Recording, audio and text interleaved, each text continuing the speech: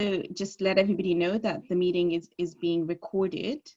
And what we do is we post the recording afterwards on YouTube. So it's both sharing the knowledge and making everyone aware more widely, but also to allow us to take some of that knowledge, hopefully, and use it in terms of a green web page on the MCB site and allow people to interact with the conversation more so. But if you do wish to raise any questions, have any comments or feedback, put them in the box, or raise your hand virtually via Zoom, and we will come to you. But for now, I will just mute everyone and then allow Bernardo to continue.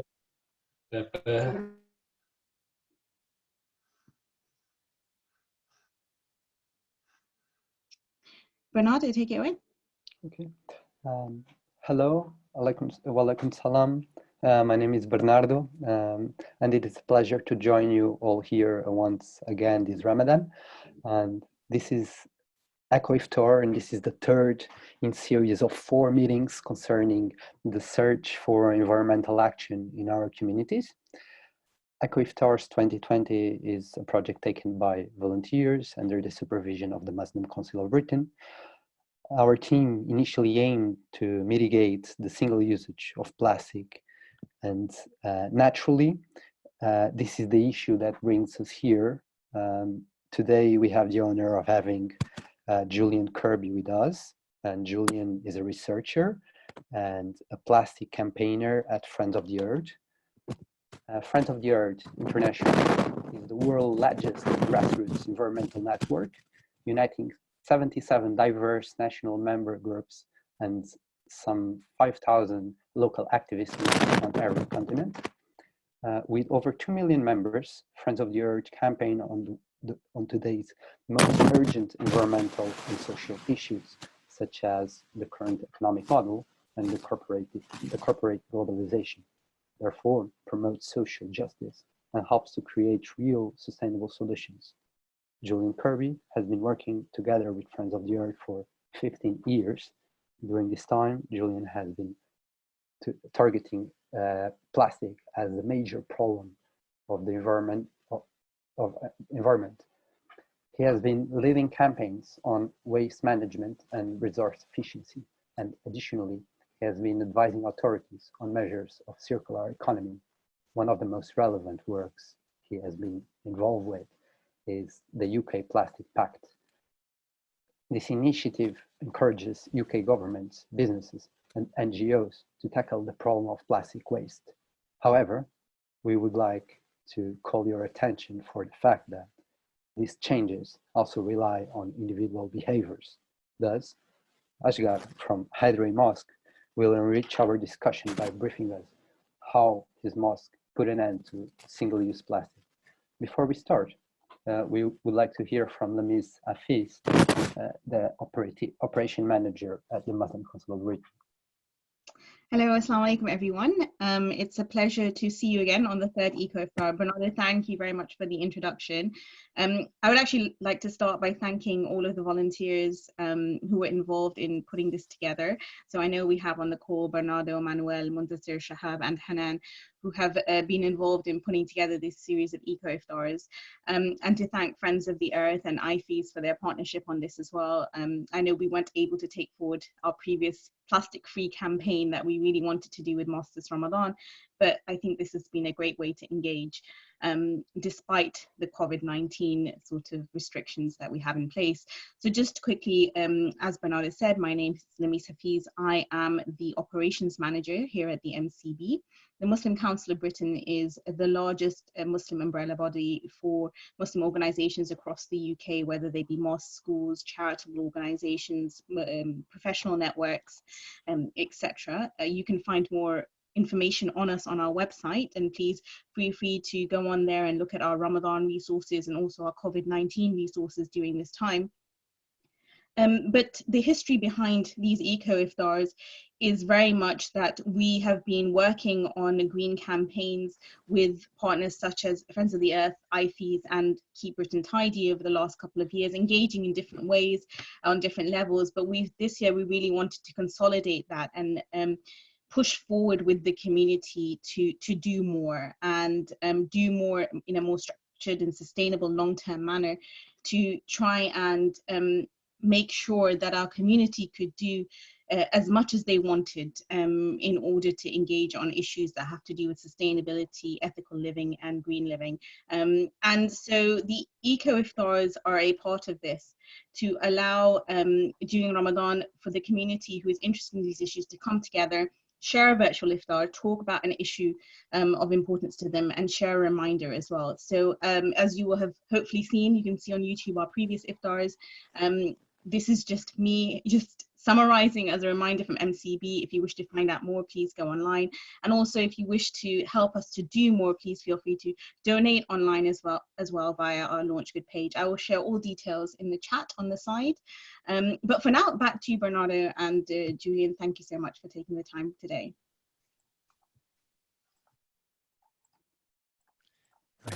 Is it over to me now? So as Lami said, I would just like to say that I appreciate your thoughts and your questions you can share on our chat. So just write down or feel free to talk. We appreciate that. So Julian, just to find some common ground here, and I would like to read a verse from Quran, because it sums up the most relevant points on the Islamic approach of the environment that were put in evidence during the last two calls, two webinars that we had.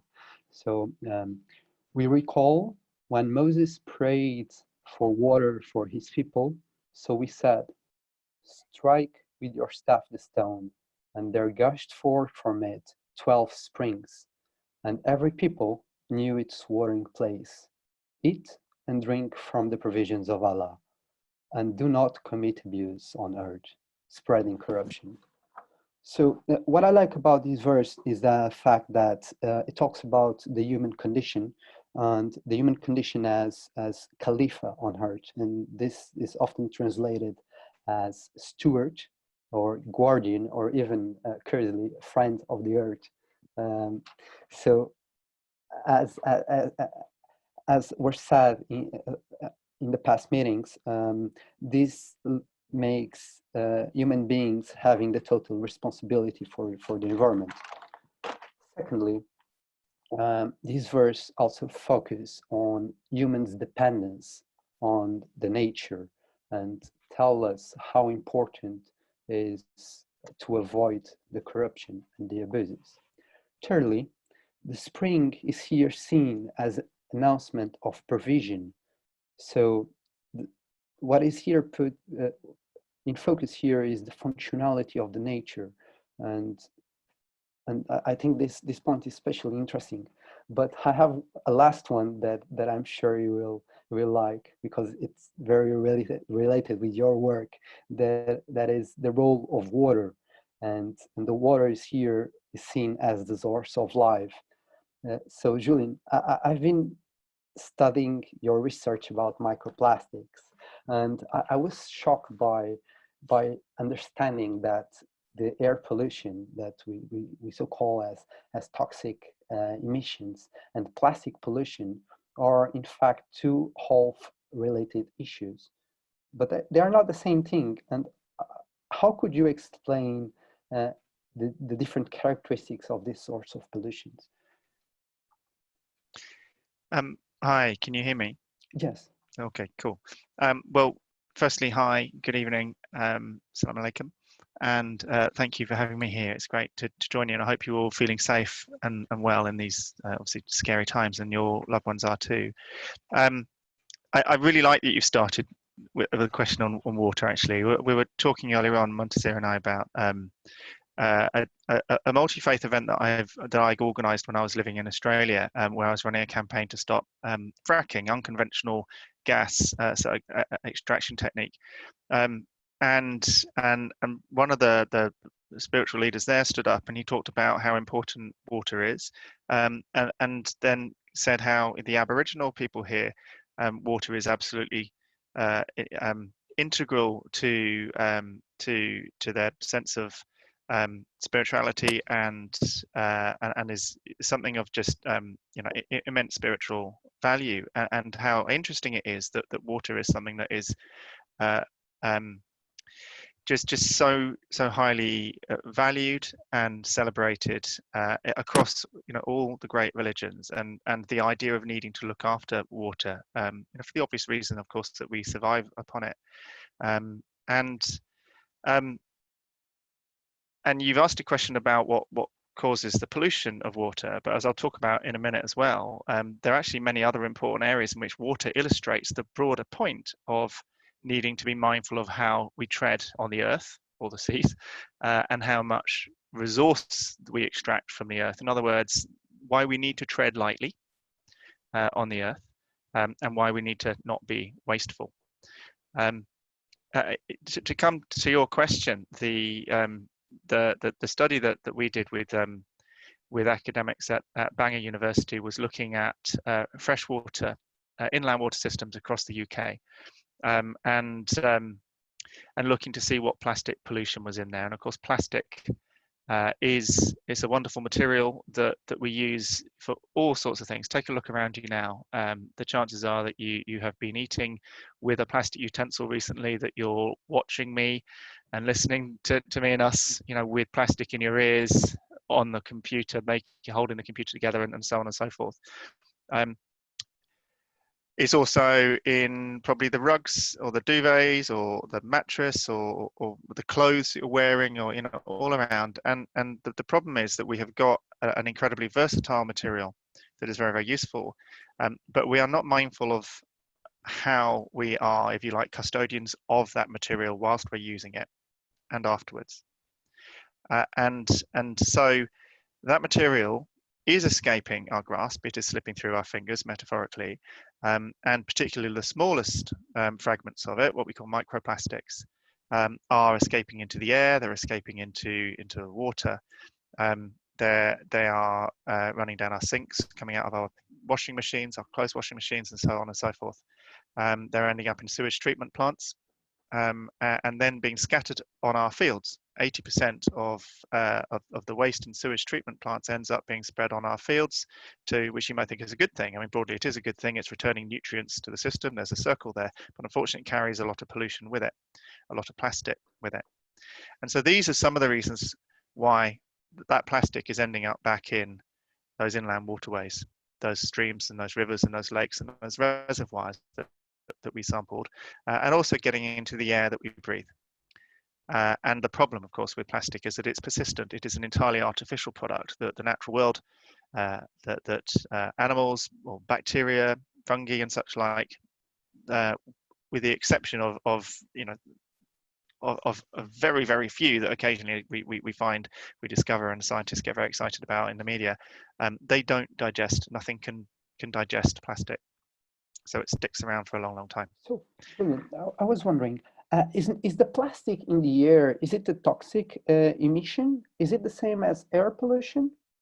It's a part of air pollution.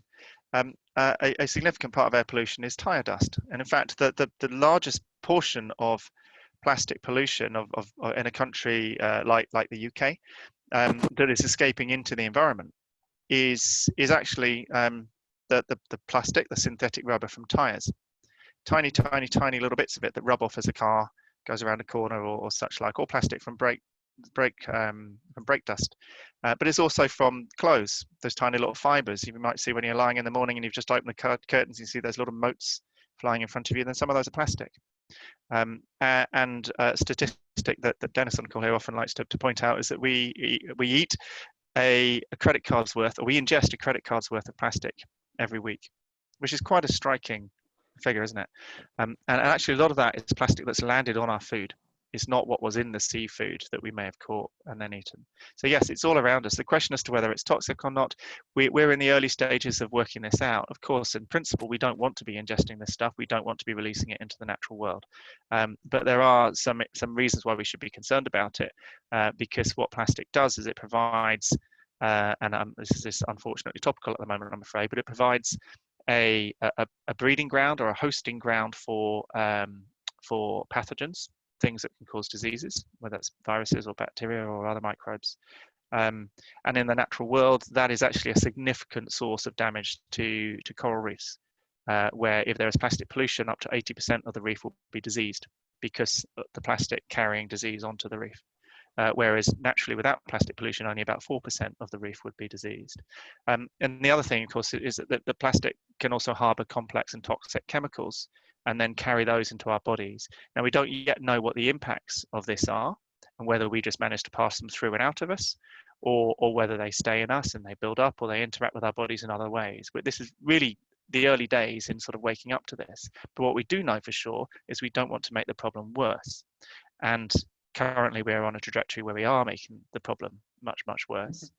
And so the principle in how we look at how we use plastic or how we use anything else has to be that we use just as much as we need, and that we focus on what we call in the environment the 3 R's of reduce, reuse, and recycle. And actually, recycling is a good thing, but it's the least good thing we should do. The focus has to be on reducing how much material we use in the first place, and then switching away from single use and throwaway things, and moving to reusable things that are built to last, whether you're talking about your clothes, fashion, and so on, whether you're talking about things like this, smartphones, or whether you're talking about things that you eat your food off or get your coffee in, as you go about your daily life, shifting away from the single-use model and the throwaway model towards building things and using things to last.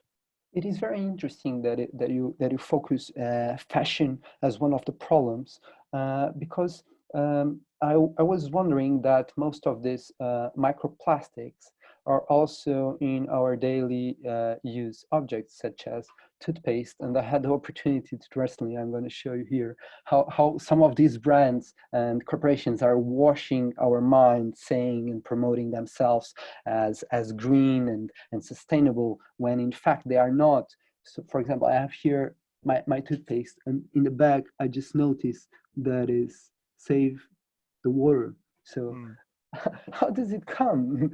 Like, I don't agree with this, for sure. No one else agrees. How is it possible that they are doing this to us? Yeah, that's a big question, isn't it? I think. Let me add some points then. Okay. So we saw that that governments have been tackling air pollution for quite long, from Kyoto Protocol in '92, that we know that the carbon emissions must go down, but the acts on plastic pollution is actually something quite recent. And I'm talking about specific in 2017 in UK, about the environmental protection regulation that focus the bans of microbeans production and retailing. And I was wondering also, you've been working and launched a campaign, the UK Plastic Pact, and that focus and tackles plastic pollution separately from the air pollution, and collaborates with governments and retailers and companies. And I was wondering, which are the targets of that this pact aims to achieve? And yeah, this is it. Okay, if I can just tease a few things apart there. So, what the Plastics Pact is a corporate endeavour. It was brokered by the Ellen MacArthur Foundation, the famous yachtswoman who, inspired by the pollution that she saw travelling around the world in the seas, decided that she wanted to set up a foundation that really targeted doing away with wastefulness, basically, to begin with. And for much of its life, that foundation has really focused on making things more recyclable. And I'll come back to that in just a second. But that they have brokered this along with the Waste and Resources Action Programme, which is an arm's length body that was set up by the UK government and then sort of spun off. And they brokered this Plastics Pact, which some of the bigger corporate names of the world are involved in. Just to be clear, Friends of the Earth had nothing to do with setting that up. And actually, we think that it can and should go further and be more ambitious. But it's a good thing that it's there. If there are a couple of problems with the approach to dealing with plastic pollution so far, I would say that they're this. One, and they overlap a bit. One has been that we can just recycle our way out of this. So let's get better at recycling. Let's educate the consumer to recycle more. Let's make things so they're more recyclable. And without going on at length with this, some of the shortcomings with recycling are we don't have the capacity to deal with it all. So you would have seen the pictures of it being exported, essentially dumped on countries like Indonesia and Malaysia, and before that China, and these countries increasingly saying, no thanks, we're rejecting that. And that is because it's actually quite hard to recycle all of this stuff. It's mixed different plastics. Your toothpaste that you just held up there is an excellent example, actually, of a product that's very, very difficult to recycle. So that is a single-use product that is not recycled because it's bonded different bits of plastic, are bonded to aluminium and so forth. Hard to get them apart, how to get any value out of it. This is why it's actually so important that we switch the debate away from what can we recycle, how can we recycle more, to let's make things reusable, or let's do away with the physical thing altogether if we can. A great example of that is we know most of us no longer buy music on CDs and tapes. It's digital. The material thing has gone altogether, right? The other problem with the debate that we need to shift on from is the idea that if plastic pollution is bad, all we need to do is get rid of plastic and replace it with something else and we'll be okay. Now, the problem with that is if you just switched away from plastic straws to card straws, then you're creating a lot more card waste, and you might not be, ending up with the plastic straw with a horrible picture of the turtle with the straw up its nose, which probably many of us have seen. That kind of thing might not be happening, but you could well be contributing to more deforestation to get all of the card that makes the straws.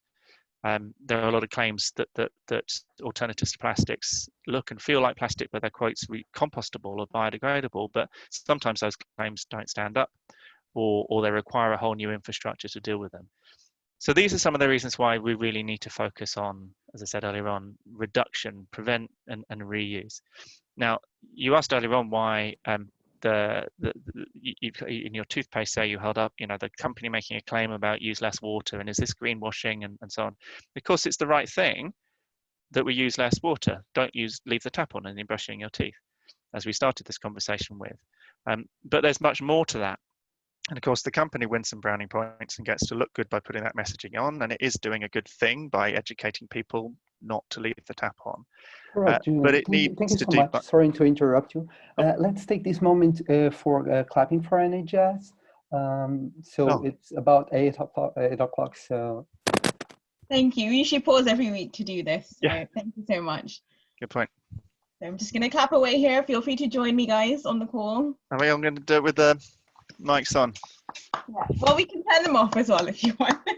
No, great. Can you hear the trumpets in the background here in my street? Whistling away.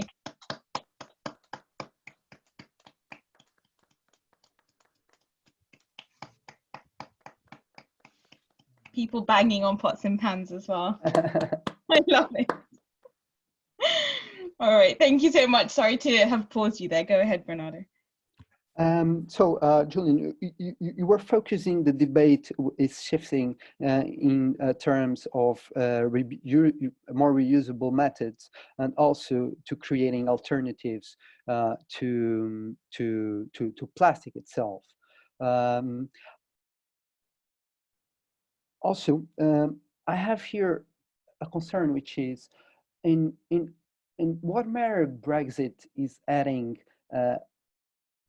one more challenge to these sustainable movements.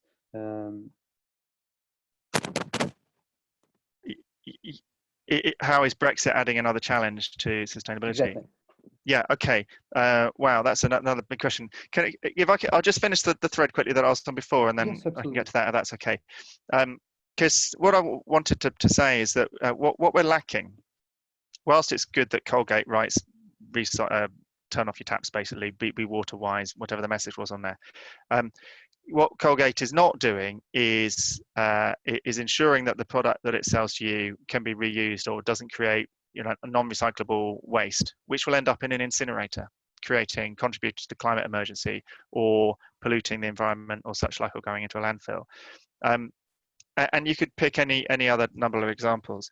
And to go back to water earlier on, we did some work a few years ago. So one smartphone requires 18 meters squared of land. Now that might not sound like that much, but by the time you map that up to how many, a billion of these are sold a year, at least that was in 2014, it'll be more than that now. So one company will use enough land to equivalent to a small country just to make smartphones. Now, what is the impact of that on you need to use that land for growing food or to leave space for biodiversity, or indeed, for where we live? To go to the water example, a pair of leather boots will use 28,000 litres of water to make a pair of leather boots. One pair of leather boots, and part of that is the pollution that's involved in making that, because of the awful chemicals that are used that are then spilled into the water, and the amount of water you need to dilute that to safe levels. Now, do companies take account of those impacts? Is there any requirement for them to do so, let alone communicate those impacts to their customers? The short answer is no. At the moment, that they don't, and that's a real problem, because if there is no obligation on companies to be aware of the impacts of making their products, and I've just listed two there, but so many, and clothing, the computers we're using, and so on, then what is the driver for them to change course and do things differently? And so this is where the role both of us as active citizens comes in terms of thinking about how we shop and so on, but also whether we buy things, whether we need more than we need to, and whether we look for the model like the Fairphone, for example, that is a type of smartphone where they've really made it deliberately upgradable. So that you don't have to keep replacing it all the time, and it's not driven by the 18-month or the 12-month contract and so on. And so the role for us in our personal choices, but also of course how we pressure governments to change those rules to ensure that we are shifting to a society where the economy lives within the limits of what the earth can sustain, rather than just forgetting what those earth limits are altogether. So that is what I think is the problem with the label on the side of the Colgate packet. It sends a good message, but it's a tiny part of the overall picture. And that's of course where Friends of the Earth comes in, and the role of campaigning and such like, and some of the conversations, broader conversations we're having and could do.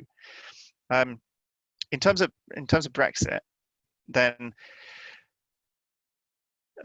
the top line of Brexit is that 80% of the laws that govern how we treat the environment, or the ways that companies or households or such like impact upon the environment, 80% of those were agreed at Brussels level between the different countries. They would be agreed there in an outline, sort of very general sense, and then they would be interpreted, what's called transposed, from Brussels into the different countries. So the Westminster government in the UK would take the directive, which was the Brussels level agreement as to how we deal with waste, for example, and then apply that nationally.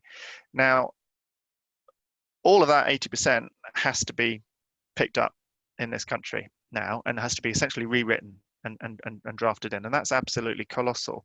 And that's going on right now. The bit of legislation called the Environment Bill that we've been working on is a big part of that, and that will impact upon everything from how much plastic pollution is allowed into the environment and whether we aim to reduce it, to how much how much space there is for nature, and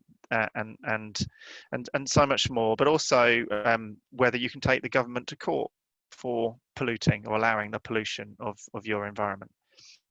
Really, really important things that we probably haven't got time to go into now at great detail, but I'd be happy to point you in the direction of briefings and more information on that.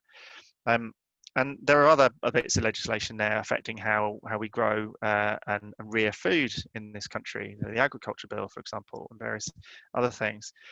And essentially what we've got here is a big debate between people who want to see strong protections in place and strong guidance and targets set for how we look after the environment and how we behave as companies, as individuals, as households, as governments, and devolved local governments, and so on, in a way that means we do head towards treading more lightly on the earth, and we safeguard what we've got, and we give space back to flourishing of nature, versus people, to put it crudely, who want to strip away all of those rules and regulations to create, their sort of free trade bonanza, regulation free economy. And the big issue looming for us now in that is the trade deal with the United States, where in some areas the US actually has better governance and so than the UK or Europe. And one example of that is freedom of information. You can get hold of information about government, etc., better there than you can here. But in many other ways, particularly with respect to the environment, they allow a lot of things in the US that would be frankly disastrous. And they are disastrous in the US, where people live in highly toxic environments. Whole communities are surrounded by cancer-causing, pollution, and there's nothing they can do about it. There's nothing they can do about the companies that are responsible for it. And what you might have heard quite a lot of is talk about chlorine-rinsed chicken or antibiotics that are injected into livestock, and those things aren't allowed under European laws that the UK is currently signed up to. But one of the problems with injecting huge amounts of antibiotics into livestock is that disease-causing viruses, pathogens, and actually viruses won't be affected by antibiotics, but bacteria and other such like that cause diseases will become immune to those antibiotics. And so what you're doing essentially with these vast intensive livestock farms, which they have particularly in the US, but they want to bring here, and actually there are in Europe already. Poland has quite a number of them.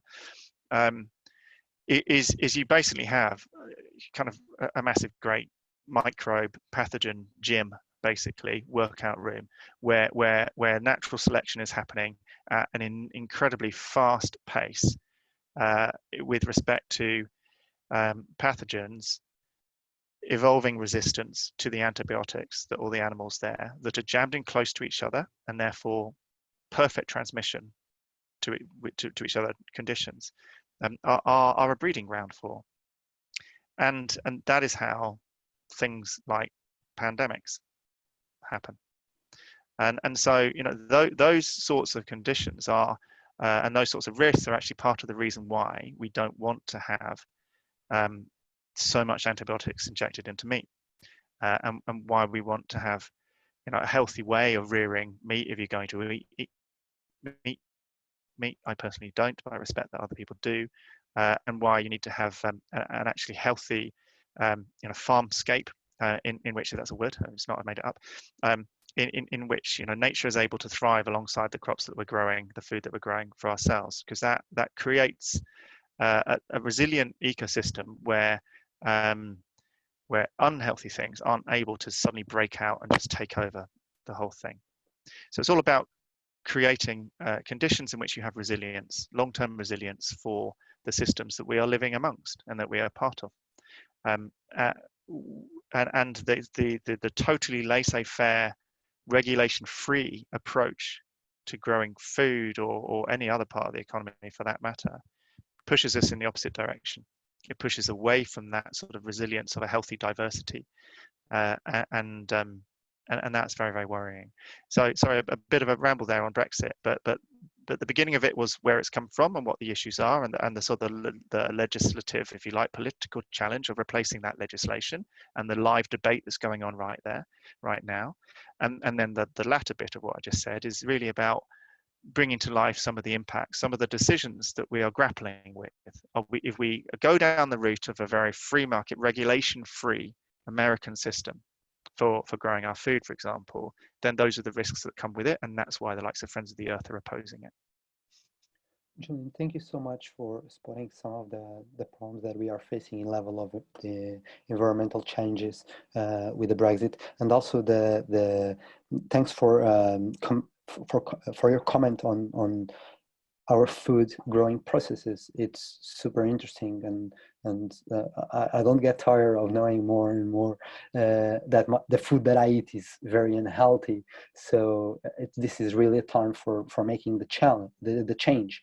I would like now to focus on consumerism, because in many cases consumerism is linked to the idea of reward, and this is, if I buy more, I'm happier.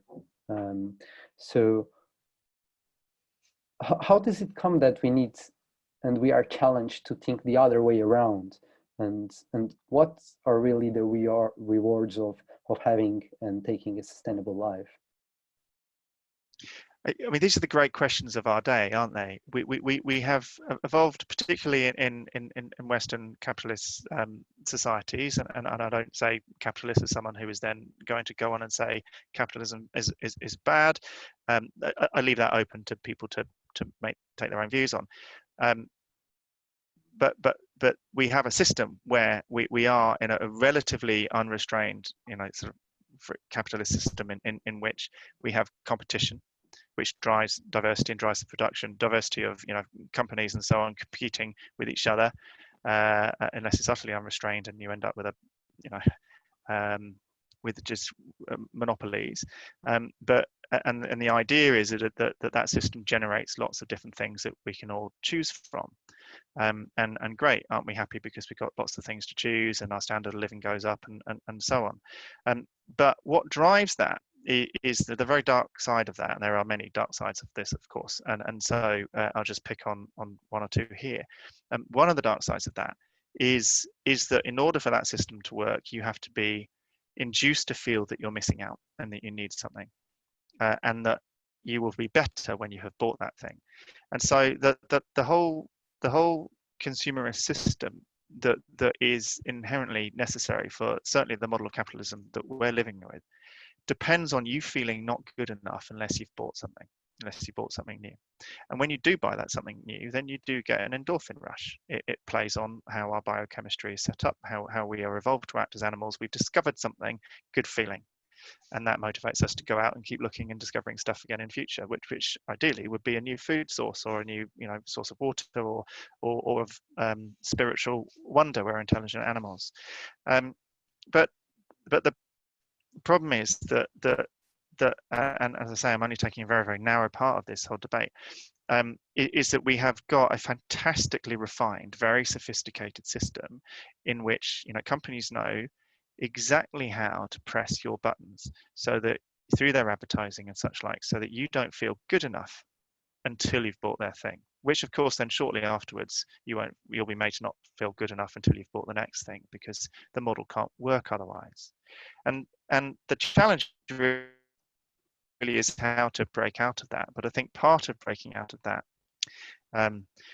has very much to do with what we're doing here, and what actually religions, particularly at the community level, have always been very, very good at, which is, well, there's the word, is creating community, and rediscovering the sense of value in connections with each other, and in stepping back from the screen, from the shopping mall, from all the rest that creates that high speed buzz of adrenaline in us, and giving a bit of time, giving ourselves a bit of space to breathe and discover what actually really makes us feel good. And of course, we are in all sorts of crises at the moment. We are in an environmental crisis. We're also in a mental health crisis. We're in an inequality crisis. All of these things are linked, actually, because of this model that we're chasing and that we've got hooked on, and a model that is actually very, very, very clever at keeping us hooked within it. It is a self-perpetuating model. So I think, and I'm not alone in this, that the way out of that is to really focus on creating connections between people and connections between people and nature. Now, what we're living through right now in the COVID-19 crisis is an unmitigated horror. There's no downplaying of that. There are some silver linings with the horror, is the best way I can think of to put it. And that is that many of us are feeling, forced to step back from that crazy pace of life that we were living in before. We're not sat in traffic behind a car, we're not rushing around to and fro the office and so on. And there is less traffic and there are fewer planes in the sky and such like. And we're hearing birdsong again. And people are going out and they're getting their daily exercise and they're going down to the woods or such like. And even where I live in Hackney, so the other day I was walking through a little bit of Hackney marshes. And I saw a couple of kids, they can't have been more than 16, 17, coming the other way. And one of them was going to the other one. Oh my God, this is great. Who'd have thought this was within 10 minutes of home? And I said, yeah, wow, it's beautiful, isn't it? He went, yeah, dope. And I thought, I feel so old saying all of that, but this is how the conversation went. And these are kids who didn't know that the wonderful beauty of the River Lee as it runs through the side of the Hackney Marshes, which is, if they had gone there, it probably would have been to play football on the playing fields there and then go home. I say that because of how they were talking. They had never been in there before. They'd never walked on that track through the trees, and they were startled by it, and they had huge grins on their faces and they were loving it. So, within horror, there is often opportunity. Within crisis, there is opportunity. That's the cliche, isn't it? With the Chinese word for crisis is the same as opportunity. And so maybe, just maybe, something that we can salvage from the horror that's going on now is, or has to do with us slowing down, appreciating that the health and the fragility and the fragile beauty of nature around us, and the value of our relationships with each other. We're hankering after seeing real people instead of screens, and maybe that's some way out of, or of getting unhooked from the consumerist addiction that you started us out on just now, Bernardo. Bernardo, I just wanted to point out that there were a couple of questions in the chat, but also I know Hanan has to leave a little bit early and she had a question, so I don't know if she wants to verbally ask the question instead of typing it.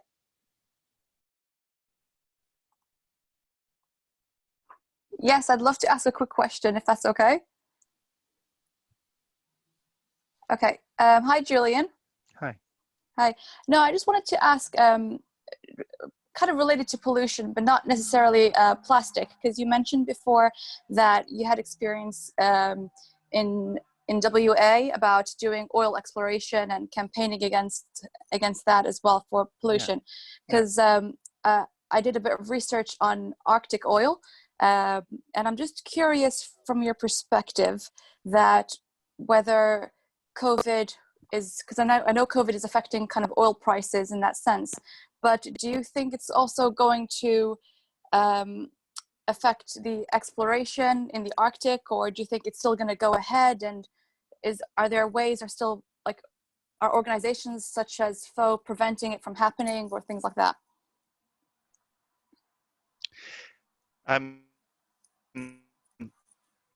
Yeah, great question. I think what is implicit in your question is, if I understand you well here, is that we're at a crossroads. Is this going to stop the stuff that's causing so much harm, the bad stuff happening? Is this going to slow that down or stop it, or are we going to go back to the old normal? Yeah. And I mean, I couldn't give an answer to that, only that obviously we know which way we want it to go, but there are great forces lining up to save their business models, to keep the business as usual that has made so much money for I was about to say so many people, but that implies it's the majority of them, it isn't, but has certainly been a lucrative business for certain companies. The fossil fuel lobby is immensely powerful, and plastic is related to that. Traditionally, the fossil fuel industries, the main use for its product, the main market for its product was burning it, right? Whether that's in car engines or in power stations or whatever. they recognise that there are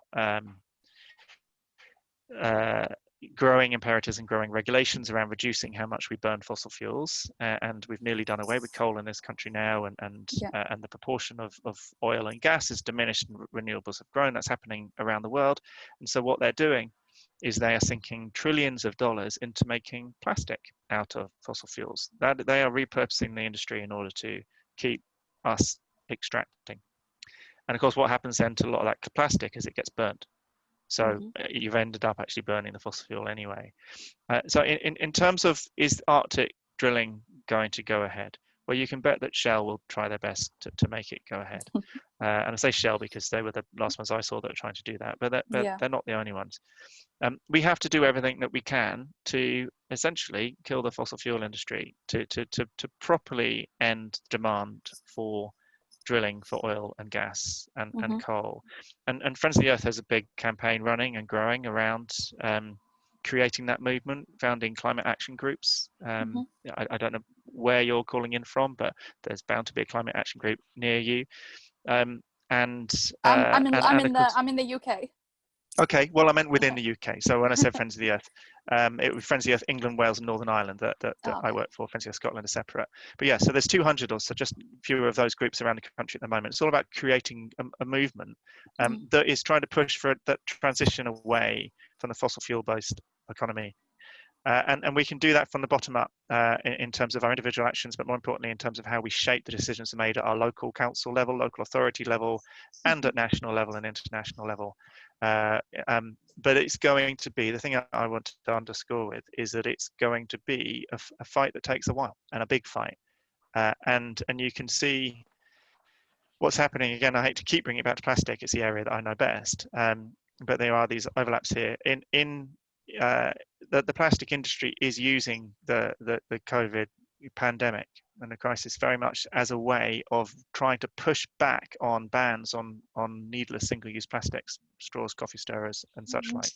You know, they're actively lobbying to undo all of those things, saying, look, see, we need single-use plastic, or we just don't need regulations at the moment because we need to sort of get the economy up and going, and regulations are in the way. So we cannot assume that anything that we've won, let alone anything that we're continuing to strive for, is a given. It's a struggle all the way, and we'll get there if we all work together. But I think what this crisis has created for us, and for a lot of people, is a bit of a wake up, as I was saying earlier on, as to what's important in life, or whether they think that the world as it is right. I was just listening to polling earlier on today that we were talking about at the virtual office, and the majority of people want to see what we'll call a COVID recovery, or a new normal afterwards that very much deals with climate change, that is more renewably powered and resource efficient and energy efficient and so forth. So the public will is very much there, but we need to translate that into political will and corporate behaviour change. Julian, I just wanted to ask another question that Dania has shared on the chat, which is, as a teacher, what I find is that students and adults care, but not enough to actually be inconvenienced or make personal changes. This is something I personally and professionally have struggled with. How can we enthuse young people and society at large? So I guess this is about that second thing that you were just saying right now, is like not becoming, keeping that momentum going and continuing to be aware. How can we make sure that people are aware, and how can we make sure that they're enthusiastic and motivated to make a difference? The first thing I always strongly feel the need to say when I'm asked something like that is not to answer your question directly, but actually to empathize with you asking the question, and to be really, really clear that this is difficult, this is hard, that we are constantly faced with disappointments. You know, if what we're trying to do is to persuade people to change behaviour, as actually we all need to do. You know, just look at the bushfires in Australia, or look at the floods in Bangladesh, or droughts and so forth and so on, the melting Arctic. There's no question that there's an imperative that we all must change at the individual level, but also those other levels of society and the economy, as I said. that can be very, very hard work on us as individuals mentally, because not many of us, let's be, you know, frank about this. This is what's behind your question. I think what you're saying, you know, not enough of us, probably not even the majority of us, actually do go that extra mile or do really think about this kind of stuff. So I worry for your health if you worry about this, you know, too much. And I just say, please give yourself a break sometimes, and advise yourself to step back sometimes and not worry about this all the time. But at the same time, I welcome that you do, and let's work together. Look after yourself. In terms of getting people to change, and growing that pressure and growing that awareness. You've obviously got a different perspective to I mean, those of us in the environment movement are really, really heartened by young people and by what we see in the school strikes and such like. And of course, you know, what we're seeing is vast numbers coming onto the streets, but what it sounds as if you're seeing, you know, in the classroom is only a fraction of the classroom who really care about this stuff, perhaps. So because these are different perspectives. And you know, one thing I'll say that might help with that is, you know, something I was told many years ago, which I think broadly holds true, is that in terms of tipping points to make change, you actually only really need about 5% of people to really mobilize and call for something, or to really to change their behavior for that change to become the norm. So it's a small fraction of society as a whole that provides that leadership. You don't need the whole classroom to make that change. What you need to do is grow awareness, of course, across everybody. And in the fertile ground of those students, you will find that there are some individuals who really step forward and look to lead. And there will be others who will have so many other things on their mind, and whose minds are tuned. And I don't, you know, you're a teacher, you'll know this much better than I do, but whose minds are tuned to different interests, different aptitudes, and so on. It took me a long time to learn this as an angry environmentalist, I have to say. But you know, actually, a lot of people are concerned with other things that I should be concerned about, but it never really resonated with me. Or they've got too many other things, you know, burdening them, or their brains just weren't shaped, they weren't nurtured in a way that they had the space or the inclination or whatever else. And that's just where we are. That 5% is really, really key and really, really cool though. So I see a lot of hope in young people, and the work that you're doing to support, you know, those who do care and are willing to make a change. That is incredibly, it's invaluable. It's immeasurably wonderful what you're doing there, and that will make the change. I think Saba has a question now. Saba, would you like to unmute yourself, maybe? Yeah, hello, assalamu alaikum everybody. I suppose it's a bit related. It's about plastic confusion, about what can be recycled and what can't be. And I just wondered whether Friends of the Earth have a campaign, or we'll be doing something just to kind of educate everybody about, you know, all the myths that can and can't be recycled, just to try and improve that. Yeah, thank you, Saba. I think that's a great illustration of what the problem is, which is, it is bewildering, isn't it? How many different products are to varying degrees recyclable, or recyclable in different places. Literally, actually, from one side of the street to the other side of the street, you'll have a different collection regime. So a council will, on the left hand of the street as you walk up, in some places will collect plastic bottles, and on the right they won't. So it is bewildering. The expectation that we need to educate people in order to overcome that, I think actually is something that's convenient for the people who make this bewildering array of mostly unrecyclable, and even if it is quotes recyclable, will it be properly recycled or just dumped on an overseas, you know, vulnerable community, whatever. That expectation is very convenient for them, because it's a way for them to sort of palm off responsibility for the problem.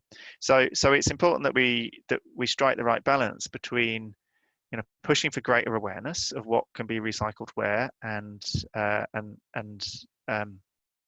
what we should do individually in our households and so on, versus, and alongside, growing awareness of the fact that the vast majority of decisions that affect what the environmental impact of products are that you use, or that you need to consume, or how society is run, are out of your choice. When you board a bus, you had no choice as to whether that bus was electrically powered, hybrid, or diesel. When you turn on your lights, you have no choice over that. And with regard to products, you have no impact on the decisions that the designers made at the beginning. And 80% seems to be a figure that always comes up, but they say that 80% of the impacts of a product's impact are decided at the design phase. So some of the impacts that are sort of come from how people use them and so on. But the designer who sits down and decides whether that Colgate toothpaste is going to be bonded plastic and aluminium rather than you'll now see in specialist stores that you can buy toothpaste in jars, for example, a reusable jar. Just to say there's a different option. I'm ambling slightly, but the point is that we at Friends of the Earth had decided that we will provide some advice and support on recycling and how to recycle better, but that what we needed to do, and I would just, to put a question back to you, interested in your thoughts on this and how this would sort of translate into the conversations that you have, is shift the debate on from recycling and how to recycle better, and on to how do we do away with the use of a material at all? How do we shift to reusables, a reusable container for toothpaste? Imagine that. There isn't one yet, but imagine if you could refill your toothpaste and bring it home again. And the same applies for coffee cups or for your ice cream or whatever. Sorry if I'm talking about food and making everyone hungry. But those sorts of points. So yeah. There are those refillable stations, shops now, which is really great. They are limited. They may sometimes be a little bit more expensive, so it's not going to be something that's affordable for the masses. It'll be for those, who can afford to and have the inclination to take their bottles of washing liquid to go and get it refilled. No, so I'm thinking on a more very kind of practical, if Friends of the Earth could do some kind of campaigning with the government. I know all different councils have got different recycling. That's part of the problem also. But it just would help with the confusion, and instead of people just throwing it in the bin thinking, oh, I don't know, they can sort it out themselves, even though they can't. But I think it's part of that education piece. The good news, so I just realised that I don't have very good lighting in here and it's getting a bit dark. The good news is that the government has finally recognised there's a need for that, and so we are seeing that sort of improvement coming in the Environment Bill, the legislation I was talking about earlier on. Greater controls, greater restrictions on how many different types of plastic you can put on the market, and so that only the recyclable ones are there. Phasing out things that aren't recyclable, so you're not allowed to sell things that aren't recyclable anymore. We are finally seeing some improvement in those respects, but yeah, there is a way to go. Ties into Hanan's earlier question as well around how we've seen all this great public communication around COVID-19 and why we cannot have the same communication, public service communication around things like single-use plastics or changing habits, etc., that you might have with this or with hygiene measures. But I guess it has to be around will, and some of what you were saying earlier was actually around plastics. Maybe the will has been a little bit reduced currently, actually, with the COVID-19 crisis, instead of the opposite. But just to hold there for a second, Muntasir, I know that you wanted to bring in Haydari Mosque because they have gone plastic free, and you wanted to use that as an example. Are they online, or would you want to speak on it? Because I'm aware that we have maybe 3 minutes until we break the fast.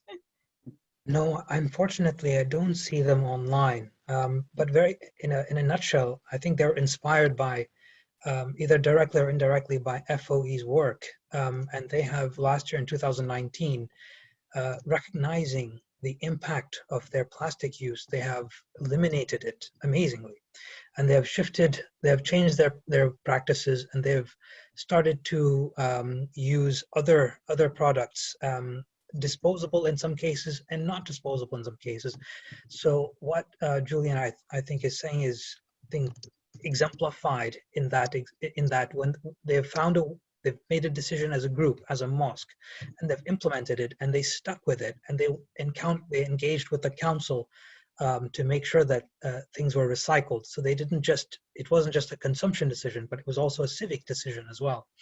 And I think that speaks to some of what Julia is saying, and it also speaks to what our previous speakers have also said.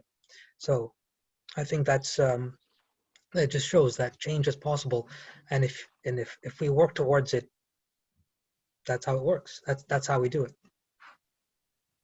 And that's great. And I mean, it's so inspiring to hear that, especially if Friends of the Earth had some part in inspiring that. So please pass on the thanks there. I think the thing that's really important also for us to recognise is that we're on a journey, and sometimes the answers aren't immediate or easy or obvious. And getting rid of single-use plastic, for example, is often challenging, and it will take time, but we just need to keep working at it and keep working out how to do it, and spreading the word and growing the networks of people that are up for making the changes, and we'll get there. We'll make that transformation. It all comes down to working together. Thank you so much, Julian. Bernardo, if you want to round us off, I know we have 1 minute now until iftar. I know my father's on this call and he did ask a question and I haven't ignored it purposely. Don't do it. Realized the timing. So maybe we can ask it after iftar if there's still time. Go ahead, Bernardo. Yeah, so well, I would like to thank you everyone for being here, especially Julian. You are a very great speaker, and what you said things that enlightened me a lot, and a lot of good tips. Thanks for telling me about microplastics and how it causes and affects my health, and also thanks for the debate on plastic pollution, and it was great that you focused the importance of connection between people and nature. I thought that was very interesting, and also thanks for referring to forms of taking action and leading the action on environment. Also, sorry, Bernardo, interrupt. It's time. Yeah, it's time. Yeah, absolutely. Great.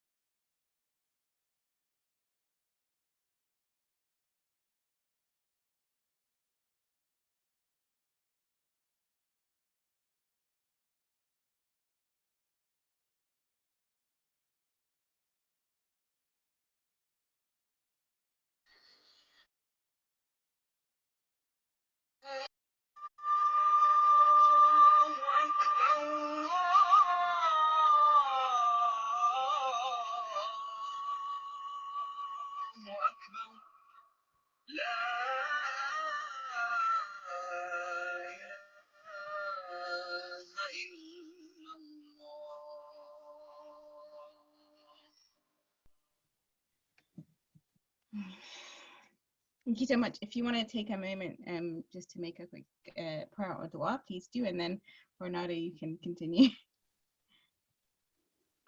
So I was wondering if your father still have the question, if you want to put it. My father is free to unmute himself, or I can ask it for him.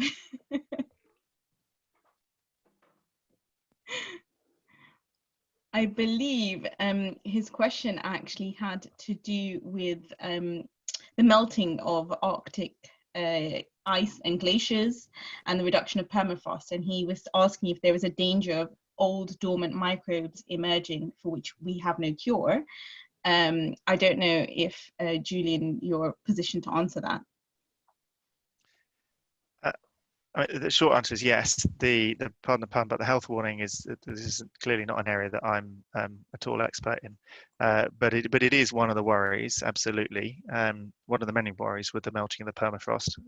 Probably the greater one in terms of the climate emergency is that a great deal of methane, very, very powerful greenhouse gas, is currently trapped in those permafrosts and the permafrost regions, the Siberian tundra and such like all around the world, that belt. And as soon as you start melting them, all of that gets released into the atmosphere and climate change starts happening faster and faster and faster. But yeah, absolutely, the worries are that there are nasties frozen away, buried away, that may have been things that perhaps we had immunity to as a species 20,000 years ago, but that we don't now. That is a legitimate concern that features in the academic literature.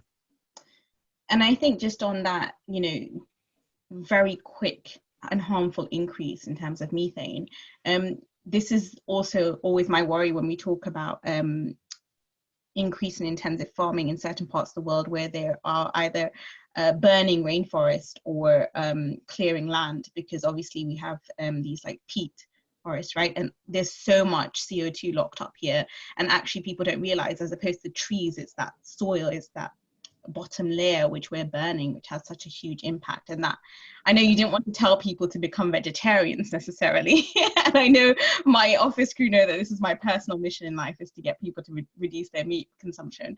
But I think it's very true that the grazing of cattle has a huge impact on this and the clearing of land for that, but also in terms of the trend around veganism and soy products, etc.